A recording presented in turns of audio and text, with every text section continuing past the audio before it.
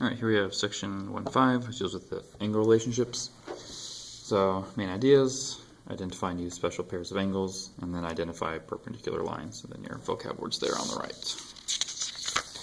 So, definition to start with: adjacent angles, those are two angles that lie in the same plane, have a common vertex and a common side, but no common interior point. So an example would be something like, so call this A, B, C, and D. So angle BAC and angle CAD are adjacent angles. They share a common side and a common vertex. So vertical angles are two non-adjacent angles formed by two intersecting lines. They're always congruent. So for example, if I draw this picture, so call that A in the middle, B, C, D, and E. So angle CAB and angle DAE are vertical, which means they are congruent to each other.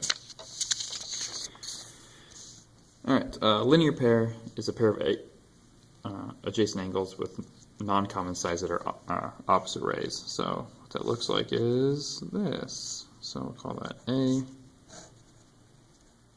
B, and C. So I need another point, D.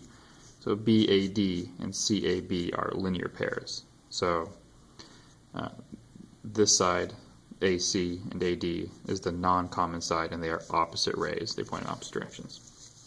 So this is just a figure summarizing those three things.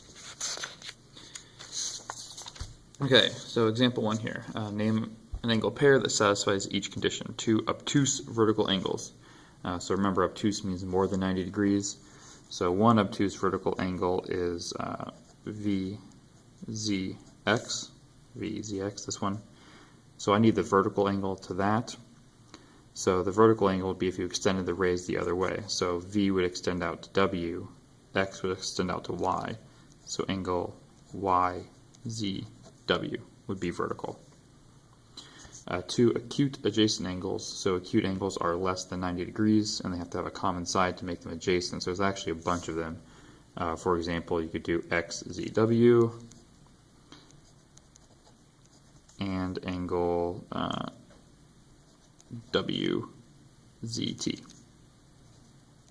So those both share the side WZ. You could also do WZT and TZY. You could do TZY and YZV. Now you can't use VZX because that's a obtuse angle. So some more definitions. Complementary angles are two angles that add to 90, and supplementary angles are two angles that add to 180. The easiest way I found to remember which one is 90 and which one's 80, complementary, C comes before S, so the angle is the smaller of the two. 90 comes before 180. So some more summary things for your theorem book. Alright, so example 2, find the measures of two complementary angles if the difference between the measures of the two angles is 12. So this has to be true. The two angles have to add up to 90 because they're complementary. And this also has to be true. The difference between the two angles is 12. So you know these things. Now there's a couple ways to work this. You could solve this as some equations, or you can actually think your way through it. So if you split a 90-degree angle in half, you get 45.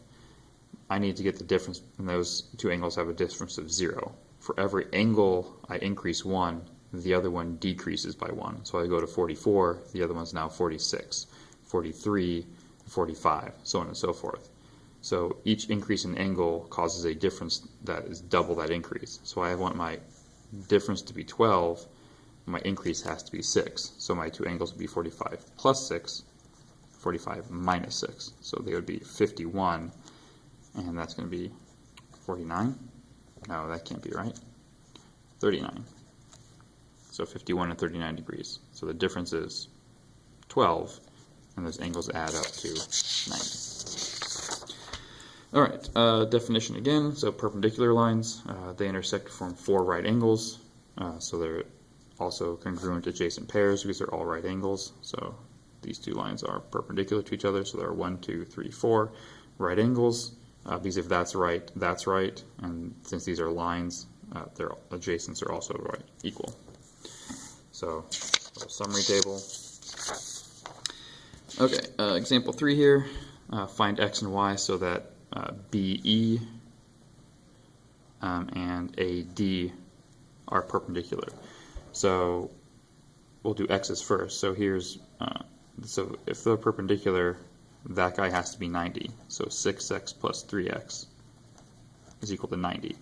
So 9x is equal to 90. So x is 10. For the y's, AFE is also 90. So 12y minus 10 has to equal 90. So 12y equals 100.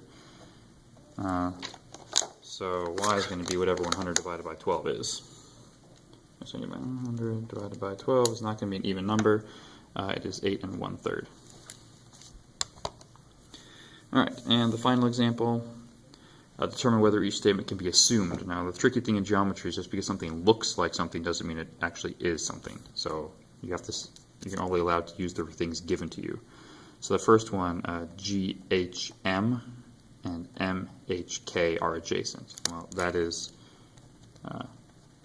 true because they share side HM, so they are adjacent angles, GHM and MHK. KHJ and GHM are complementary. You cannot assume that. They're congruent because they're both marked, but you can't assume that they're complementary as well. And then last one, GHK and JHK are linear pairs. It may look like it, but you cannot assume that. So the thing to be careful about making assumptions in geometry. Okay, and that's the end of this section.